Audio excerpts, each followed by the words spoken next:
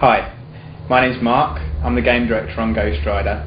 I'm going to show you now some footage from the game from the very first couple of weeks of development all the way through to the present day. So here we go.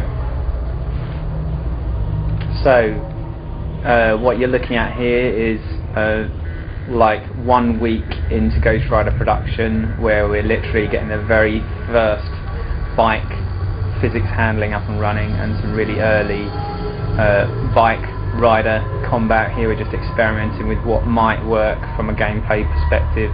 We've got really early AI guys on bikes trying to work out how we can get them to react to the small input changes that a player can make. Here you can see we've got a track set out with various different kind of jump sizes, so you can see the jump distances are different. We're experimenting with what works, trying how a double jump might work in the game and what sort of distances would feel cool. Here you can see we've got very early combat and player character movement. You can see it's a really early iteration of Ghost Rider. He's looking really like a beanpole. The fire in his head is really not working. It's not looking very good. This character went through about 5 different iterations before the final game.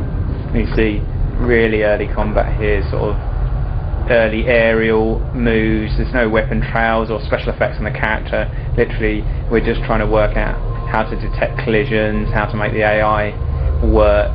You can see here really early HUD, and now we're starting to layer in some special effects. This is about a month or so into the project. You've got some really early demon essence being picked up and some early weapon trails on the character, so all of this stuff has been improved over the course of the game. So what you'll see later in the movie is how the game looks now in comparison to this.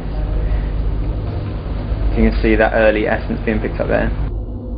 This is an example of a grey box track. The level designers developed the levels as grey box arenas, a grey box meaning without textures, and they're then sent to the artist to be worked up and textures added.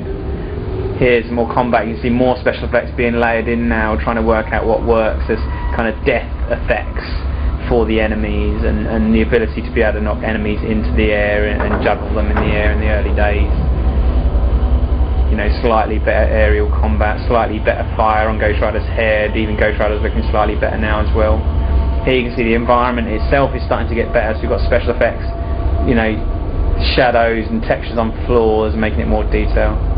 Here's an example of a grey box foot environment, where these environments are giving to the artist to be textured up and all the detail added later. The arrows indicating where to go for the artist, so they know to highlight those doors for the player with lighting, so the player knows which direction to head in the game.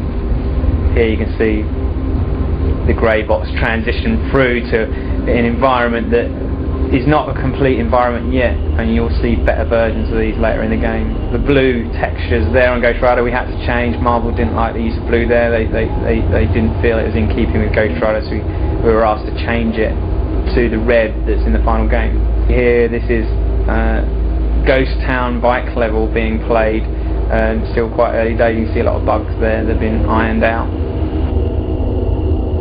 Here's version of the carnival. There's a lot of special effects and detail missing from this level that appears in the final game. The sky isn't there, and the lack of bloom as well. So although it's starting to look a little bit nicer now and starting to look more like a proper game, we're still actually only about 6 months in development here, and there's a hell of a lot more polish needed to be added to make it final. You can see here a more final version of that same level with effects, sky in the background, and there's a bloom filter making the whole thing look special. Here's a good example of the grey box turning into an early version of the level and turning into the final version of that bar. It looks a lot more detail and shadows and moving shadows added to that level. Again here, the big wheel you can see lacks detail, and then, you know, special effects, sky and bloom added makes the whole thing look really special. This is where we started to add cinematic moments into the game to introduce enemies to the player, so new enemies are introduced in cool ways. loads of animated environment objects in this room. All this stuff was layered in kind of the last 4 months of development. This whole train sequence was a lot of fun to develop.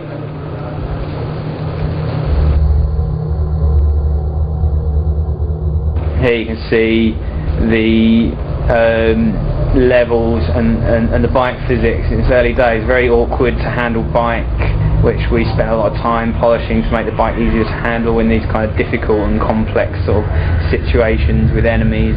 We also did quite a bit to make the enemies themselves more visible, adding glows to them too.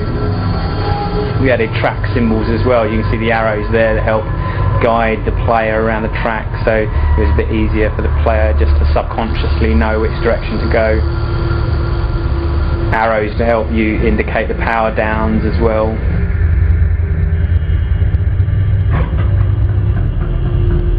Okay, this is a fairly early version of Wallow. It was our water elemental. You see in the final game this is changed to this kind of techno Wallow that teleports and fires these huge beams of electricity at the player. We felt that the character needed complete rework, and we're really pleased with the final result, the teleporting.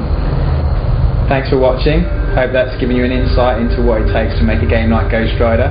Hope you've enjoyed playing it as much as we've enjoyed making it.